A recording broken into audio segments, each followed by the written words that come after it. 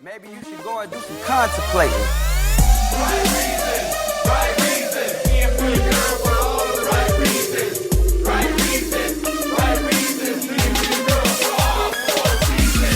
I'm the Bachelorette, and I'm rapping to you poolside. Here to find true love, one man from my Hi, this is Rachel McElroy. Hi, this is Griffin McElroy. This is Rose Buddies. Don't cry for me, Bachelor Podcast.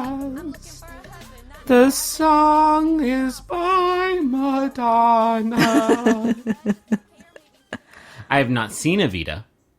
I have not either. Well, damn, that's not going to be a rich comedy. I saw a Link of Their Own, which also has Madonna. That's wonderful. I saw that weird Wayne's World sketch where they made out for a long time, which had Madonna in it, and I hated it. I also saw Dick Tracy, which has her. It doesn't sound like you did see Dick Tracy. No, I did. I think you just lied to me. I think you lied to our hundreds of thousands of listeners. No, I did see Dick Tracy. For some reason, I couldn't remember what it was called. Gang. Which, come on. Sorry for the late episode. We are very sorry. We were traveling. We were traveling on our flight when we went to New York this past weekend, and we were there. We were like, oh, when did we get back on Monday? And it was like, oh, far too late to catch the episode. Yeah. Not only that, it's storming really bad in Austin right now. We're in a brief respite from the storm, but we've lost power about 5 times today, and we've lost internet. Our internet is currently down, so I don't know how we're going to get this episode out to the people. I'm basically, whatever forces control the universe do not want us to record an episode this week, but it's our duty. It's our grim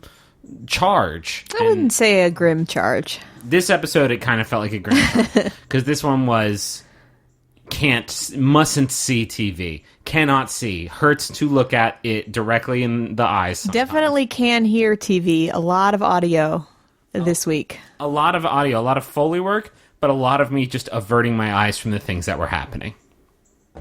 Griffin, can you attempt to replicate some of the kiss noises we heard tonight? A lot of what I would describe as gulping. And a lot of like you know when you go in deep for a kiss and you're in there for a long time, and then you have to get a quick breath of air in there real quick before you can keep kissing. Mm-hmm. A lot of that. That wasn't what's bugged me so much as it was the horrifically awkward conversations that happened. But we're going to get to it in this roller coaster ride. This one may be a short one because we're literally afraid of losing the whole episode due to the 5th power outage of the day. So let's hop right in. By the way, drinking a vitamin water zero because I feel like maybe I've had enough time to heal. And how'd it treat you? It's been treating me okay, but I'm worried that maybe I just can't remember what Super Water Zero tasted like, which is fucking sad. Isn't it crazy to think it's just over? It's just gone. I'll never drink another bottle. Although, I don't know. We have a P.O. Box now. P.O. Box. Yeah, we need to check that. P.O. Box 66639, Austin, Texas. Damn it. I'll have to get that piece of paper from the fridge. We have a P.O. Box now, though. Yeah, I'm going to get it. It's fucking literally right in front of me. It is P.O. Box 66639, and that is Austin, Texas 78766. So there Super may be Water some Zero. Super Water Zero in there waiting for us. So I meant to check it today, but then, the deluge happened. What happened on this episode of The Bachelorette featuring JoJo Fletcher, Dallas, and America's sweetheart? So we are in Buenos Aires. The surviving tributes are Wells. There's also a man named after a famous folk singer who is potentially his half son or something like James that. Taylor. And then there's 5 or 6 other men. Luke, Robbie, Jordan, Alex. Which are really just sort of code names for these fucking Michael Keaton multiplicity ass dudes that fell into a vat of clone goo, and then it's just the same white men with the same fucking haircut and interchangeable names. This week, we had been really hoping for a Wells one-on-one date, and we did get just that, which was exciting. I wasn't hoping for one because I knew what that would be. We ain't had that one-on-one date with the bad conclusion yet, and I knew that we were overdue, and I knew that our boy was going to be offered up as a sacrifice to the hungry volcano that is the Bachelorette. Sweet Wells, who we've talked about, he's different than the other men. Because he's not a fucking Michael Keaton multiplicity clone of the same man that fell in some goo. He is sitting on the couch with the guys before his date is to begin, and he admits freely that he has not kissed JoJo yet. Because the date card that he gets for the one-on-one date is besamos, besamos, muchacho. Muchacho means like mister, right? Like, hey, mister, kiss me, kiss me. I don't know. You would know better than me. And I don't know that well, but I do know it means kiss me, kiss me. Because Wells says, straight up, I'm the only person here that hasn't kissed JoJo. Hey, Wells, you done fucked up, dog. And the guys act as if he has just revealed that he doesn't have a penis because they are so excited. Straight up, just no wing wong down there. And like, seriously, well, Joe, first of all, Wells, you should have kept that little nugget to yourself, Yeah, because he we've should've. officially reached that part of the season where everyone's a little bit Chad. Remember, the Chad Horcruxes everywhere. Mini Chads. They're a bunch of little Chads now, and literally all these bros are just like, "I never kissed her. What's wrong?" They're just like, what? Good luck. I've kissed her a lot. Honestly, you haven't kissed her. How could you not kiss her? It seems like you'd want to kiss her all the time. How have you not kissed her? JoJo walks in after like a good 5 minutes of like behind the scenes interviews of them saying like, how do you know how to kiss? I kissed all the kiss. And fucking Luke, who like to this point I feel like has been okay, it's just like, so you guys gonna kiss on this date? Hey Luke, that sucks, dude. Oh, so awkward. That's a horrible thing to do to somebody. I felt so bud. bad for Wells.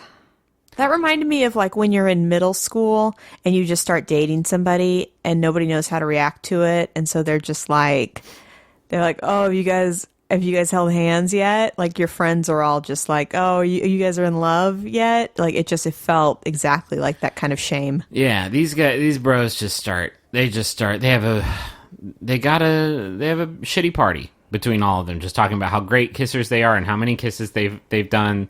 They try to count how many kisses they've done, but it's impossible because the number is just so big. It's just a bunch of rat bag behavior. Yeah, exactly. Wells isn't exactly being a piss baby, but you gotta know not to lift your chitin up and expose your like soft tissue underneath for these boys to like dig their knives into. A piss kid, Griffin. What did I say? Piss baby. That's even worse than a piss kid. Oh, you're saying there's a new level? There's a third level. So they go on a very like experienced local culture date. By the way, mad points. Everybody this week, guess what? You got those points. So if you didn't much get them, local culture. You got to keep your eyes open for that shit. They go shopping in a market. They look at jewelry. They pick up these ugly sand balloon creatures That look like they're in like kiss position, which just gives the producers time to jump back to the boys like, I kissed 100 times. I kissed 100 times today. That date card said, kiss me. Clearly, she's like, what's the deal? Why haven't you kissed me yet? They talk a lot about that date card and the significance of the words on it, which is not something... If I had been on that date, instead of this ungrateful bastard Wells, I would have kissed her head off. I would have kissed her dead. What? I'm the best of the kissers.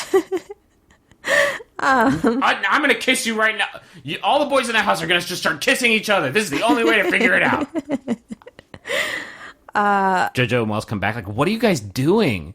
This is unprecedented, but welcome. But like kind of a crazy thing to come You are writing back to. some fan fiction that I would happily read by myself. And we as know a little how treat. Luke kiss. I feel like I know how Luke kisses better than I know how you or I kiss after this episode, because motherfucker put on a Oh clinic. my God. All right, we'll get to that. All right, so Wells is telling us, the viewer, a lot about how he's waiting for the perfect moment and how every time we see him in a moment that could be a kiss is obviously not the perfect moment. And The so worst he does being not kiss the her. worst being a moment where he like, I don't even know how to describe, like 19 million different little micro expressions all happened at once, and they were all leading to a moment where like he reached out his hand maybe to put his arm around her, but she moved away, and so he just kind of like put his arm on her near shoulder, which was a weird look.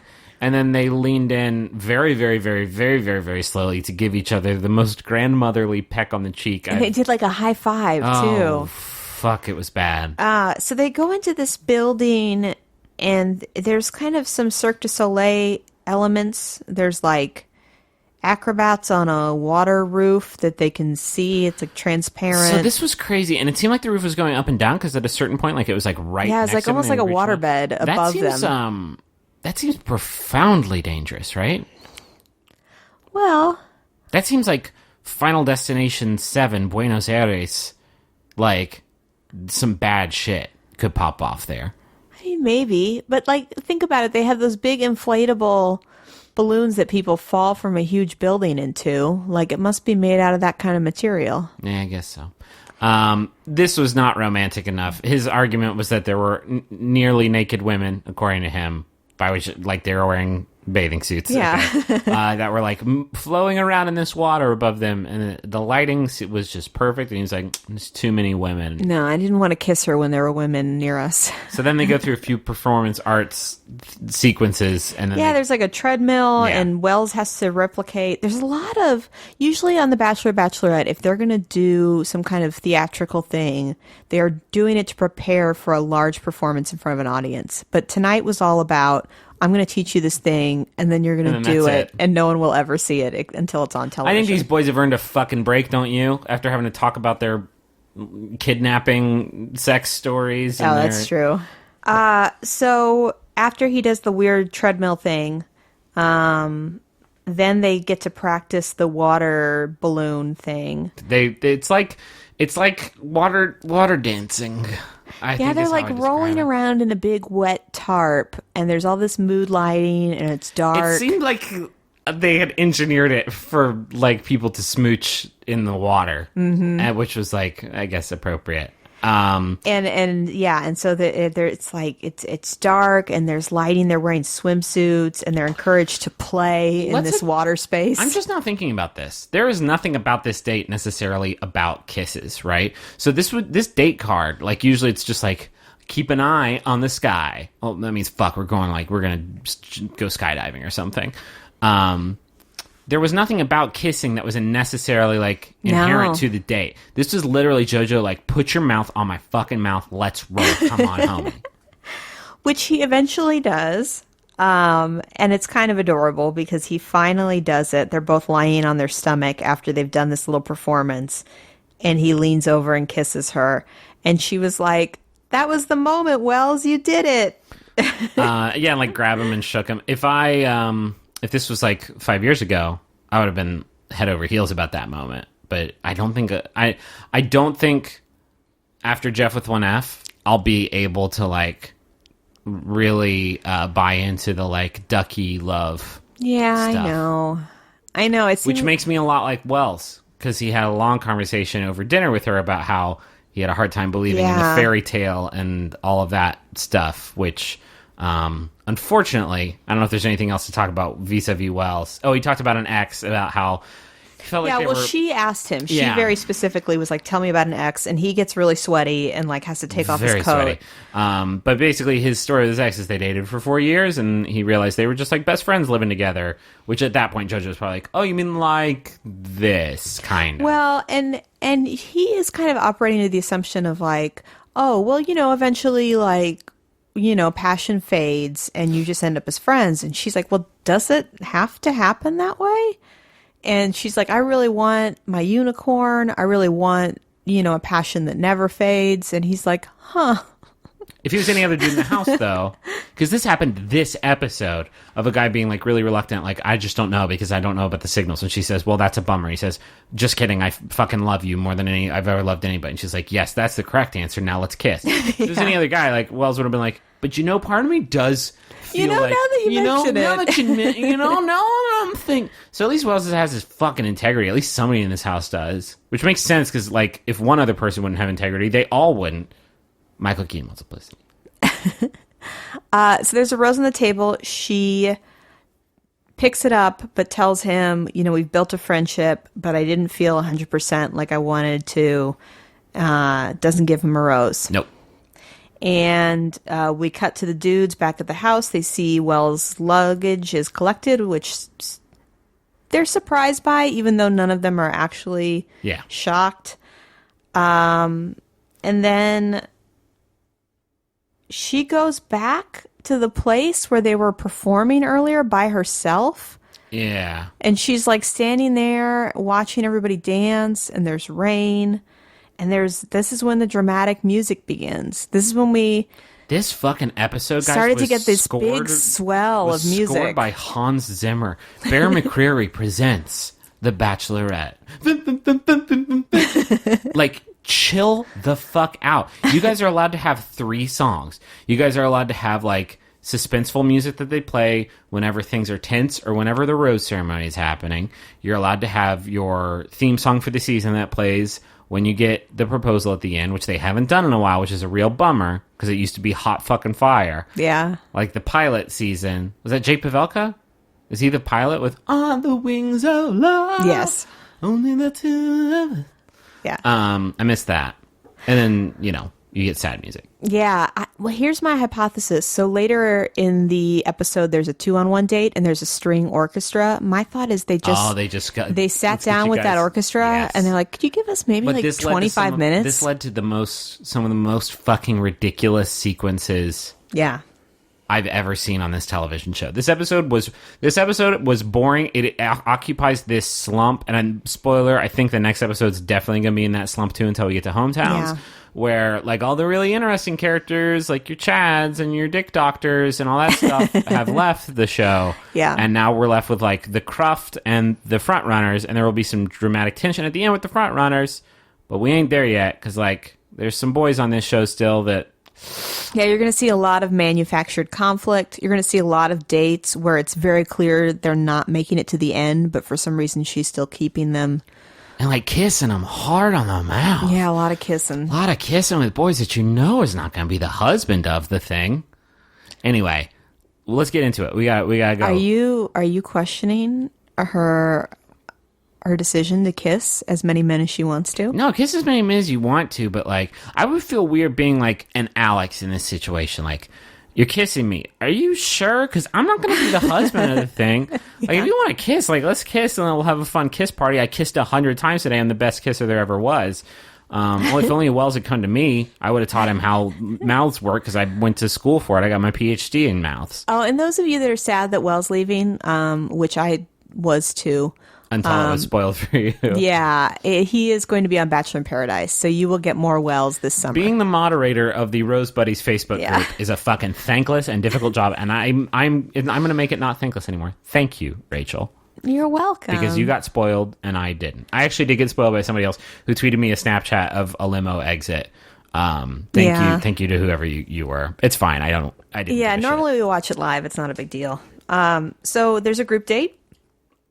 On the group date, we have Luke, Robbie, Jordan, James, and Alex, which means Derek and Chase are going on a 2-on-1.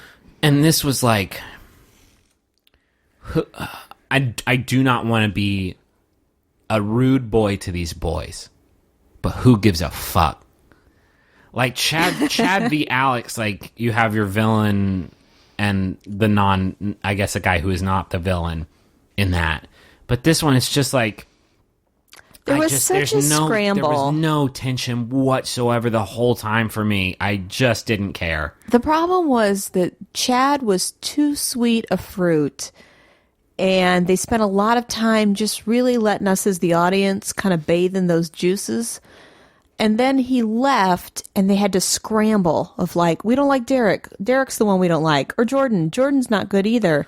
And we got to get to the group date, and we have to get to the confrontation of the group date because it was the worst thing that's ever happened to me in my life. So James Taylor, suddenly they played sports or something. It was fine. They did. I'm going to get to that. They did so much local culture. I'm going to get to that. So James Taylor is really in front of the camera a lot this date. So they're doing the local culture. They're practicing tango in the street. They're playing soccer with kids. And James Taylor is telling us, I'm not the front runner. Jordan's a front runner. Luke's a front runner. He's like, look at these guys. They're perfect. He's like, this is an all-star cast. And it's not. Which Rachel and I then had a conversation of like, wow, Bachelor All-Stars would be crazy. Oh, wait, that's Bachelor in Paradise. Then Rachel pointed out, those aren't really all-stars. Yeah. They're guys that have like little moments of greatness. It's not all-stars. It's just all of them. All the boys and all the women all getting together for a fabulous time in the sun. And you think they're just setting up this kind of James sad sack monologue to give a short arc because they have this moment where they're doing like a penalty kickoff and whoever gets a goal gets a kiss. That's a fun prize. And James gets the goal when nobody else does, and he gets the kiss. And I thought, oh, how funny. They just spent all this time on this little narrative where he's sad, but then he gets a goal and gets a kiss. But James continues throughout the group date to be kind of a sad man. They go to dinner, they're having drinks afterwards, and there is a discussion that James Taylor has with JoJo over him and Jordan were playing cards, and there was a rules dispute. They were playing the Pokemon trading card game. And Jordan said you can play and tap energy, neutral energy, on the same turn. And James Taylor said, no, of course you're wrong about that. That's like not, that isn't how any of this works. And then Jordan was like, you can evolve tapped Pokemon. And Jordan was like, and James Taylor was like, no, stop it. Like, you're fucking making stuff up. You're cheating. You think just because you're a famous quarterback's brother that you can like tell me how the Pokemon trading card, you can like bend the rules of the Pokemon trading card game or come up with some crazy house rules?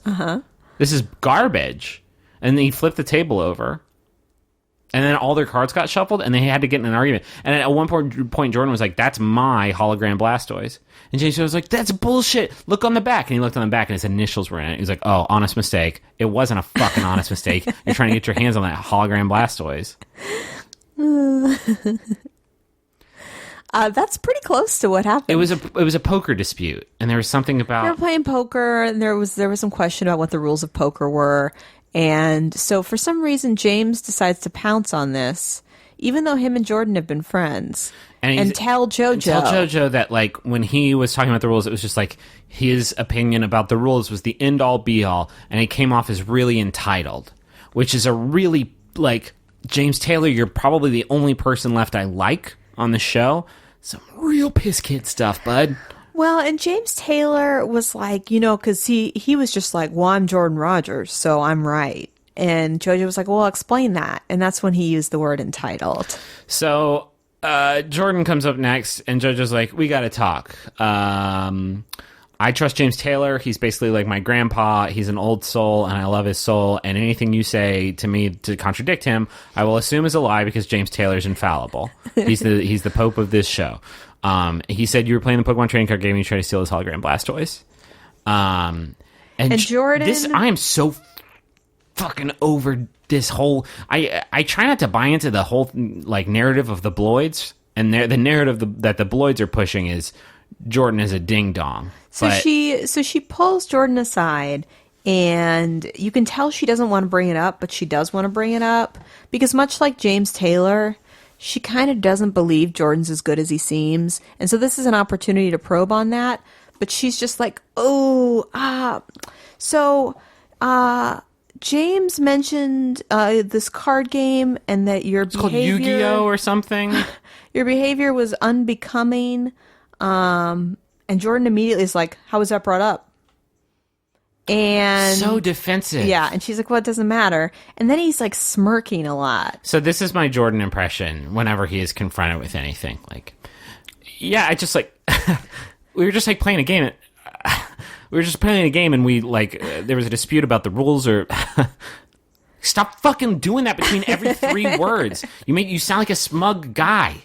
Yeah. Listen, and your brother has a beautiful arm, and I do appreciate, and beautiful legs. I appreciate all the good touchdowns and run-ins he's gotten for the Green Bay Packers. But my man, you need to ice your shit because you come off like a jerk a lot.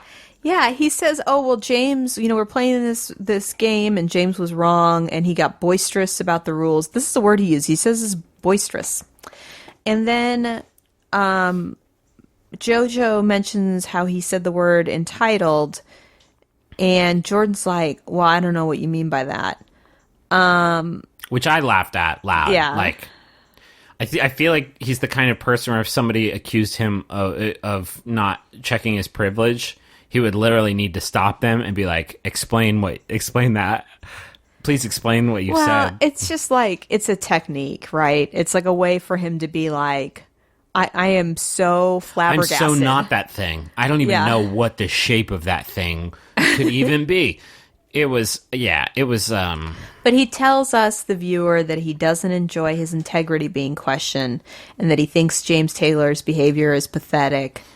those two sentences back to back. Dudes who are so concerned about my integrity. No, not anything. Anything. My money, my jewels, not my integrity. You gots to keep my integrity safe. They both come off looking so bad because James Taylor, like, what a weird thing to bring up. Like, obviously it's bigger than the card game, but you zeroed in on the card game, which makes you look petty. Yeah, here's how I would have brought it up. I don't know if you've noticed this before. Jordan, anytime you talk to him about anything he doesn't want to talk about, he turns into a real weaselly bro. And I don't know if have you picked up on that? Because I picked up on that. Anyway, here's a new song that I've written. He should have just written a song. Yeah, smirking man, you ain't got no integrity. Oh. What happens after this is the scene that I'm not exaggerating, Rachel can attest to this, curled up in the fetal position and turned away from the laptop we were watching this on because the power was out, paired to my phone. By the way, this episode of Roast Buddies probably cost us about $60 to put together. Very expensive episode. So Jordan gets back, he sits down, and the guys are like, oh, hey, how'd it go? And he's like, fine. And he starts swirling the wine in his glass. Some Foley work. A lot of aggressive wine swirling. I think you need to stop that. I want to get it across how furiously he was swirling. And total silence. And the guys are like, you're acting weird. And he's sitting right next to James Taylor.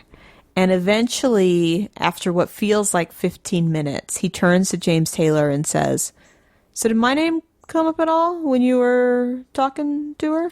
And then I don't want to rehash it because they literally said the same stuff that they said. James Taylor cops to what he said.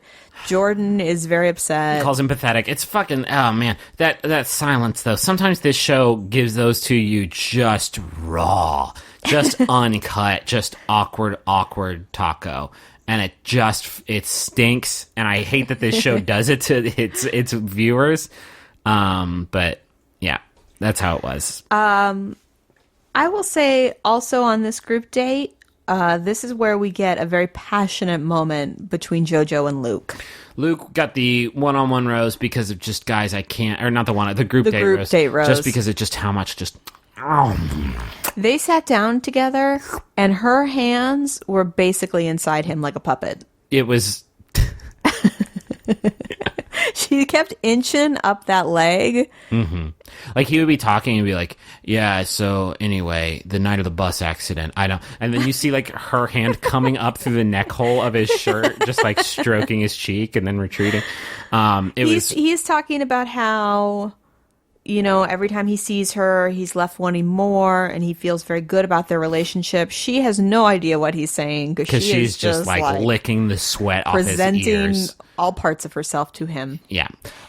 He gets the group date rose because... Yeah, very loud kisses. Yeah. And then it's a little awkward and she picks up on that. And JoJo tells us about how intense their physical connection is. And yeah, and then the group date ends and it's time for Derek and Chase. So Derek and Chase, we see them getting ready. I appreciated the fact that Derek was wearing all black and that Chase was wearing white.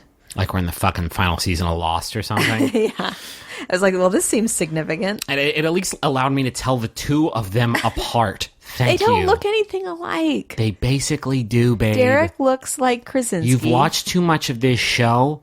You're like, we went to the Natural History Museum in DC, yeah. And we went into the butterfly room, and I was just like, look at all these beautiful butterflies that given 100 years, I would never be able to tell apart. It's like you are a butterfly expert of the just boring, kind of tall white men that are all on The Bachelor. Because I literally cannot, there are some of the boys still, I just can't tell them apart. Maybe not still, there's like 6, yeah. I can do 6. The 6 is my limit, though. Because when we had 8, it was not doable. So they meet JoJo, who's wearing a very pretty red dress. and we hear tango music as she is walking towards them. And then they walk inside to a tango demonstration between one woman and two men. And we all know, including the boys at this point, that this is going to be an elaborate 3-person tango dance. Although don't worry, because you don't got to perform it, because that would be too good television. Yeah. Again, they learn this routine, and nobody ever sees it. This except for us. routine, Rachel said the word tango a few times now. I think what she meant was tuggo, because that's more what it was. Literally, JoJo standing in between the two men as they pulled her back and forth, dipped her, put their face close to her face, and then she was tugged away again. It was less a dance and more like JoJo ball. It should have been Derek standing on one side of the room just saying, Red Rover, send JoJo right over. And then immediately Chase responds with a similar call because it was just back and forth, back and forth. I invite you, dear viewer, to watch this bit again with the television muted and look at how bonkers this scene was. Because it's literally two people standing about 3 feet apart, just taking turns embracing a woman for 7 minutes. Can I tell you, though, like, I know that Chase and Derek are both pretty bland guys, but Chase has all the electricity of a bale of hay, and Derek... Pigs in the barn. Pigs in the castle. And Derek at least seemed emotionally invested in what was happening. I don't know, dude. Whenever they would pull her in close, they were both making the same face, and that face was basically, I wish you could see, but I think that's a good sound I'm trying effect. to, like, onomatopoeticize my face. I really need to learn how to make that an active verb. I feel like I say onomatopoetic. Every time I say it a different way. Onomatopoetic. No, I think onomatopoeticize. I like it. Yeah. Anyway, they talk for a while. They do the dance, and then they go up to a rooftop for dinner. And Derek... one of them is very confident that they're going to win. And I say one of them because I swear to God, I think it was Derek is the one who couldn't. Yeah, well, Derek feels like today especially, he had a lot of moments with JoJo where their chemistry where he tugged felt... on her arm like a child at a shopping mall trying to get tokens for the arcade. And JoJo, I think, surprises Derek because she's like, we had our date, and then since then you've seemed more reserved. And he's just like, yeah, I just felt like today especially I'm just falling for you. And she says, I appreciate that. Which is then never what you want to hear. They do some loud kissing. Then she rolls up on Chase, and Chase is like, since we had our first date, the first one, and it was fine, but like since then I feel like you've just really turned it off.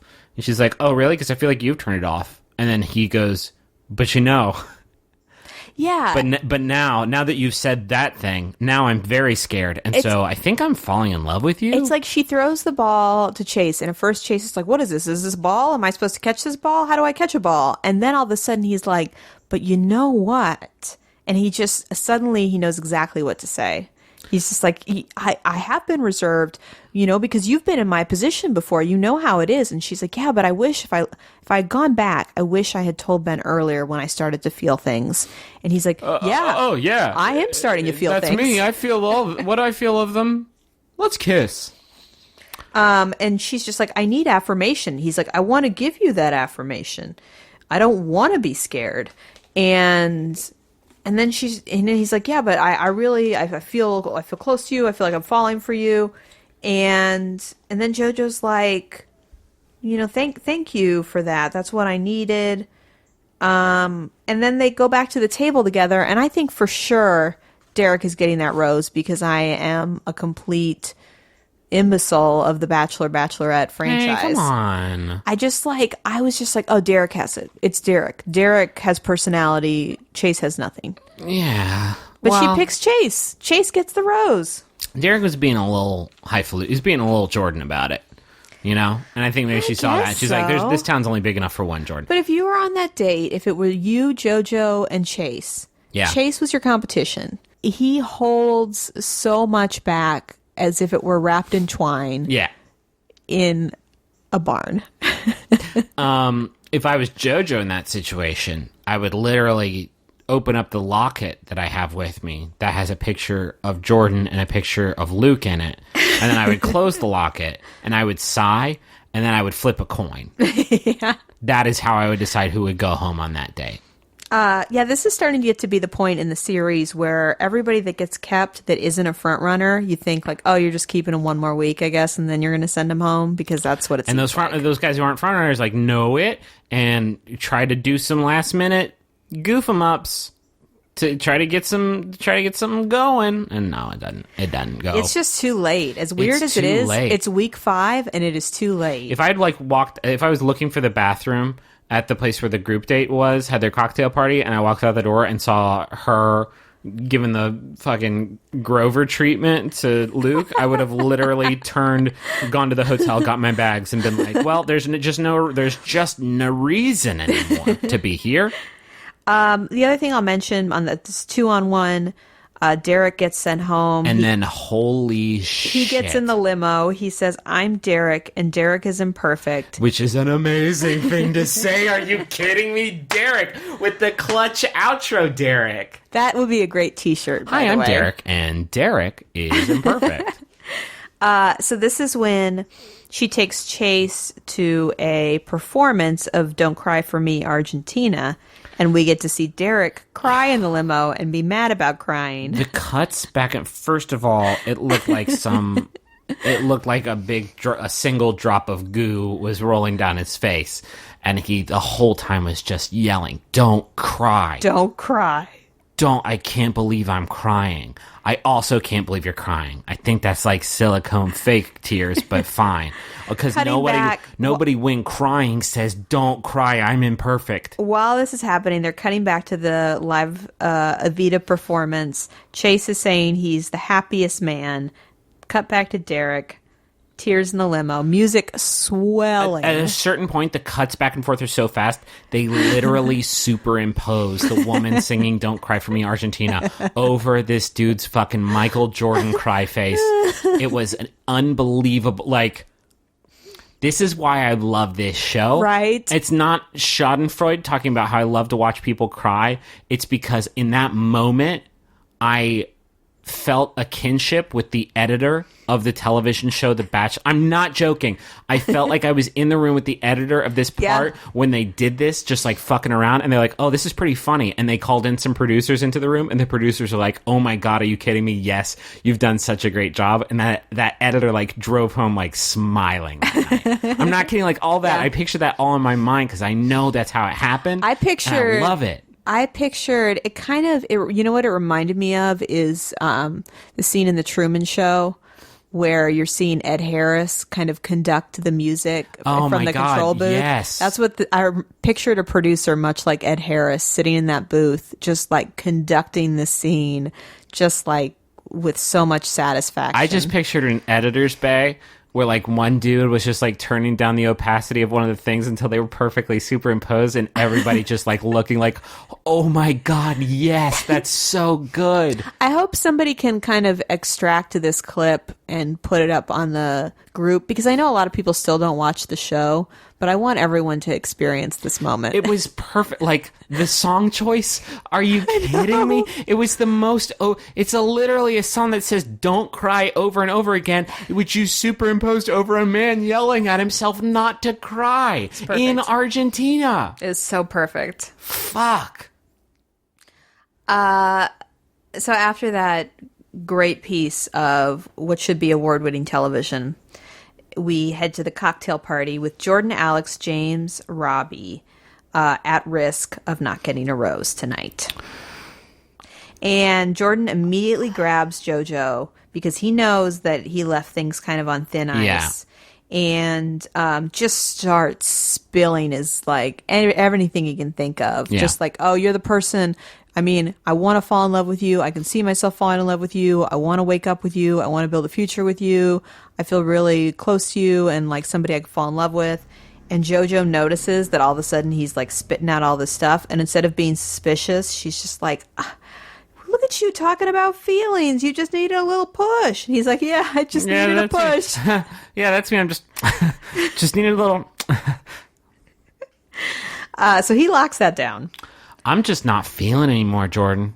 I'm just not feeling it. I was trying to make this point earlier. I don't like buying into this, like, Jordan, only in it for fame. I feel like that could be trumped up, whatever. But I also think every time we've seen this dude get confronted about anything, he reverts to this hyper defensive mode that puts the nastiest taste in my mouth. I'm starting to think that he's going to be the next Bachelor and that Luke is going to win it. That's what I'm starting to think. I've seen a lot of people say, oh man, I can't believe this person went home, or oh, I'm so excited for this person to still be in it. I really want them to be the next Bachelor. I literally, maybe James Taylor would be a fun pick. He might be. I fucking can't with any of the rest of these dudes. I know. I think any of the rest of these dudes would be the most boring season of, not the most boring. That's it's all relative. It would be another boring season of The Bachelor. I just don't think any of them have. It would be like the season that we would have gotten. No judgment, but like if Kyla had gotten it, I feel like JoJo's been a very entertaining Bachelorette. I really like her. I know you're still waiting for her to like prove herself, but I think she's been like fun, and we don't get like a lot of those like fiery, sassy moments. But when we get them, they're like genuine and really great. She's definitely likable. I like her. I like her a whole lot. She just isn't going to go down in history as one of my faves, I don't think. I feel like Emily blew me away, and all the other ones have been like fine. I don't. But on the flip side, I don't think there's been a bad Bachelorette. There's been a bad Bachelor since I've been watching. Yeah. There've been a couple maybe. But I just don't. I can't. Except for James Taylor, I think that would be a fun season. I just can't get super duper excited about any of the rest of the boys. So at this cocktail party, Alex looks really sweaty and pale and nervous. And diuretic. And he tells JoJo he needs more time. They need more time together. JoJo agrees. James Taylor sitting on the couch with her. They have what he thinks is a passionate kiss. But he does not know the metric. No. And so when it comes time for the rose ceremony, JoJo leaves the party to think about her decisions, has a quick chat with Chris Harrison, and then comes back, gives a rose to Robbie, gives a rose to Jordan. There's some music that swells. And when it comes down to James Taylor and Alex, she runs out of the room. Chris meets up with her again and says, what's going on? JoJo says, I'm sick to my stomach. I don't want to give this rose out. And gives the rose back to Chris. And so that he may bless it with one of his miracles. She goes inside, not holding a rose, and says, Alex, James, and I think, they're both going home. Because, I don't think again, imbecile. That one you gotta see coming. Chris comes out with a new silver platter with 2 roses on it. They both get roses. Yeah, which is bullshit. But they're both going home. They are both going to go. There's no way Alex and James have a big comeback at this point. And Alex knows that. James is like, oh man, I'm just so grateful to get this rose. And Alex is like, I got a pity rose. Alex is upset. He's like, if she gives it to James, like, that doesn't mean as much like to he's me. like, I haven't had a one-on-one date. Like, I don't want to be in this position. I don't want this feel pity for you, rose. bro. Like, you circle gets the square. You will not win the game, The Bachelorette. And I'm sorry, but that's where you're at now. Yeah, and it just seems like JoJo, you know who your front runners are. Why'd you keep both these bros? Yeah, I don't know. Anyway, because we can't go to hometowns yet. Which at this point you said was the opposite of the Axeman. Yeah, she's I think I called her the noodle woman. The noodle woman. What's the opposite of an axe? Noodle. A noodle. Yeah. Yeah. So that's this week. We burned through it pretty quickly, partially because I'm afraid of Thor striking us down for our hubris before we can finish the podcast. But also because it was kind of a lame episode a little bit. There was certainly some wonderful moments, but yeah, the producers did a lot of work to make this more interesting than it was. Next week is just going to be a bit more of the same. It's because like even in this thing, like the trailer for next week, like the fight seems so manufactured, like more arguments about trading card game rules, and then like. At the end of next week's episode, I'm almost positive Alex and James Taylor will still go home. Yeah, completely. Enjoy your week. Although Robbie's there, and I don't really know what Robbie's got going for him. I know she's a And fan. what's Derek got going? Like, what are the 4 boys that Derek's aren't gone. Luke and Jordan? No, not Derek. Sorry, Chase. See, that was not bullshit. I cannot tell these gentlemen apart. Yeah, Chase has nothing. Robbie has nothing. Clearly, James and Alex have nothing. Cruel ways to fucking reduce those men down. That they have nothing. And when is I what say you've just nothing, said I about all mean of like them. no No, chemistry they with just got JoJo. nothing. You're all used up. You bunch of empty milk bags. Do you have milk bags in St. Louis? No, Fuck, I was hoping that was No. like a Midwest we got real thing. cartons. Okay. Anyway, How much was milk at your school? It was like a quarter. That's how much it was at my school. Yeah, and we didn't even get the benefit of a carton to drink We it got out a of. full carton. But the milk bag was fun because you could blow it up and then punch your straw through it, so you had like an inflatable balloon, and you could push your thumbs down into the plastic, make little boobs. Nice. Oh man, It's tough on the inside. Yeah, you clearly. you need something when you're 8. Thanks for listening to Rose Buddies. We'll be back next week. Wait, next week's ID4, isn't it? yeah, but we'll be here in order to record on Monday, assuming there's an episode. I haven't checked. I haven't checked either. I think there's an episode. Thank you for all the good love you've been giving us in the Facebook group. You can join it. It's called Rose Buddies. We talk about it. The people are talking about the episodes. It's like there's a 1,000 comment long thread that pops off Yeah. every week, which is really exciting. Again, we do have a P.O. box if you want to send us whatever. It's P.O. Box 66639, and that is Austin, Texas 78766. I'm going to go check it tomorrow and see what's up. Got a lot of people offering to give us some onesies. Very sweet. Yeah, it is sweet. Anyway, that's going to do it for us here at Rose Buddies Incorporated. You want to walk us out, babe? I'm Rachel McElroy. I'm Griffin McElroy. When you're ready. Final rose. Stay with us on this journey of joy. Spoiler alert. She ends up with Soldier Boy. Right reasons, can't be good.